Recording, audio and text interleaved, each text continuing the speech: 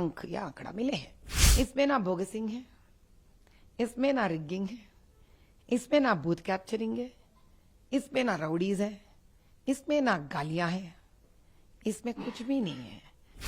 अभी जीतने वाले कैसे जीते ये वो भी स्वयं जानते हैं, उनके लोग भी जानते हैं, कॉन्स्टिट्यूएंसी वाले भी जानते हैं, तेलंगाना राज्य वाले भी जानते हैं, भारत देश भी जानता है। भाजपा में सारे लीडर्स को सीधे साधे सामने से लड़ना ही आता है, लेकिन इतिहास और पुराणों में ये काफी बार दिखाया गया है, जब भी न्यायबद्ध कोई लड़ाई लड़ते हैं, जीतता तो न्याय ही है, लेकिन उसके जो लड़ाई हम असत्य से करते हैं, अन्याय से करते हैं, इस दौरान हम बहुत सारा खोना भी पड़ता है।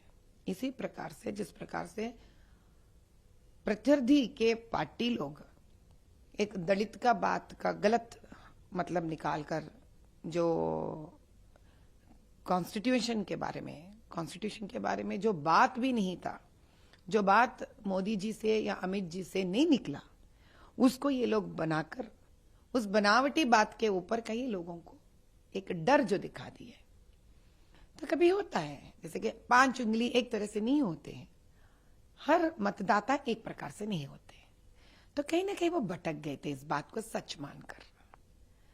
और दूसरी बात, जो मुसलमान का रिजर्वेशन का था, वो मुद्दा आपका नहीं था और वो मुद्दा देश के लिए नहीं था। वो कहीं कर्नाटका में कई दिन पहले एक दूसरी समस्या के ऊपर बात किया हुआ था, उसका वो लोग एडिट कर उसका गलत मतलब निकाले जैसे निकालकर देश में पूरा इसको एक प्रकार से इसका प्रचार किया।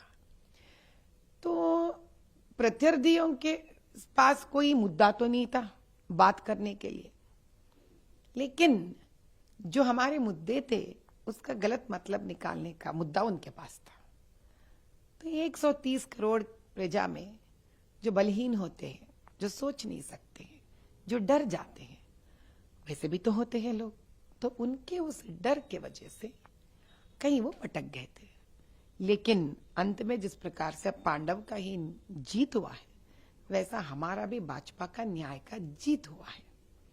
इस जीत से हम तीसरी बार फिर से हम गवर्नमेंट बनाने वाले हैं, सरकार बनाने वाले हैं, और जिस गलत फहमी में ये लोग प्रजा को रखे हैं, अब की बार हमें पूर्ण विश्वास है मोदी जी, अमित शाह जी इसको निकाल के उखाड़ के फेंक देंगे और फिर से ऐसी स्थिति पे लेके आएंगे कि प्रजा को अब की बार पूर्ण तरह से समझ में आ जाएगी कि किस प्रकार से वो लोग प्रत्यर्थियों के बातों में आकर भटक गए। मैम, दोनों अलायंस यानी एनडीए हो या इंडिया अलायंस हो, दोनों अलायंस टीडीपी और जेडीयू जो चंद्रबाबू नायडू जी है और नीतीश कुमार जी के तरफ ही देख रहे हैं, जो कि कौन से अलायंस को ये दोनों सपोर्ट करेंगे, उन्हीं का सरकार केंद्र में बनना चाहेगा। तो आपको क्या लगता है मैम, क्या ये दो पार्टियां एनडीए के तरफ ही रहेंगी? मैं बचपन से एक उम्मीद, एक मतदाता के जैसा और एक पब्लिक एडमिनिस्ट्रेशन स्टूडेंट की तरह मैं चंद्रबाबू नायडू जी को जानती हूं। चंद्रबाबू नायडू जी एक मुख्यमंत्री की तरह एक बहुत ही बड़े, एक बहुत ही अच्छे एडमिनिस्ट्रेटर है। उनको क्या करना है, कैसे करना है, या किस हद तक उनको सोचना है, इसका उनको बहुत ही अच्छी तरह से क्लैरिटी है उनको। और मुझे पता है कि किस प्रकार से मोदी जी भी एक अच्छे एडमिनिस्ट्रेटर हैं और जिस प्रकार से अमित जी भी एक अच्छे स्ट्रेटेजिस्ट है, ये दो भी जानते हैं चंद्रबाबू नायडू जी।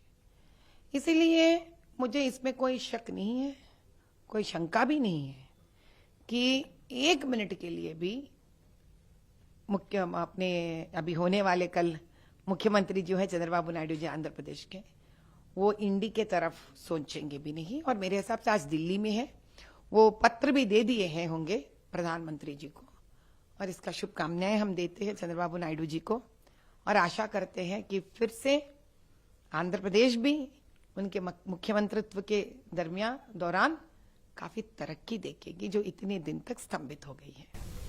मैम, हैदराबाद पार्लियामेंट अगर देखे गया तो आपने बहुत ज़्यादा कैंपेनिंग किया है, बहुत ज़्यादा वोटिंग के दिन हो, पोलिंग के दिन हो, उसके पहले हो, बहुत पार्लियामेंट हैदराबाद के हर एक गलियों में आपने गया है, आपने कैंपेनिंग किया है, फिर भी आपका जो वोट परसेंटेज थोड़ा कम हो गया है। असदुद्दीन ओवैसी जो है 3 लाख वोट से ज़्यादा मेजॉरिटी पर जीत गया है, और उनका देखते हैं मैम।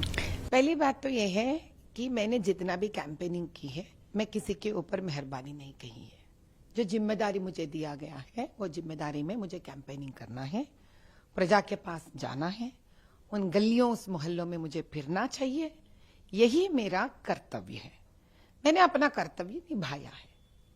इस कर्तव्य के प्रति बैलेट पेपर के वोटिंग वाले भी अपना जो पूर्ण विश्वास और है उसको उन्होंने निभाया है हमारे प्रति, और हमको जिताया है। बैलेट वोटिंग में हमें सबसे ज्यादा अंक या आंकड़ा मिले हैं, वोट्स मिले हैं।